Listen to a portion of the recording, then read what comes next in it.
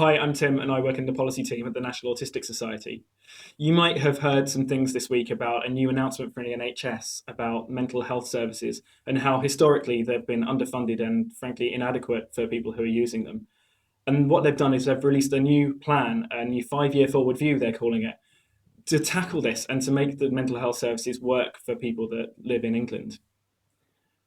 And although we know that autism isn't a mental health condition, this is still important for autistic people because far too many autistic people do go on to develop mental health problems, often either because they're waiting too long for a diagnosis or they're just not getting support they need from someone who understands autism when they also have a mental health problem like anxiety or depression. But what does this mental health announcement actually say?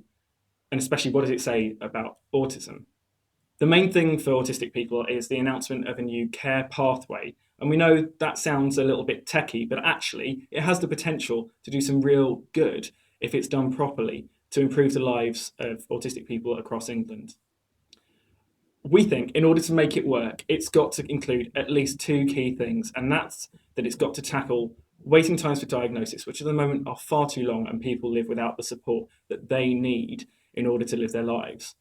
And then if people do still develop mental health problems, again, like anxiety or depression, then the clinicians who are dealing with them in the mental health services, they need to know about autism and they need to be able to understand it so they can tailor the therapy or the intervention, the help that they're giving slightly just to make it work for someone with autism.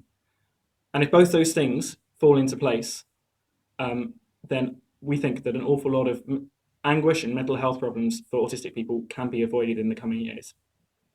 But what's next? Because this pathway isn't going to be developed until 2018, and we know that's a long time to wait.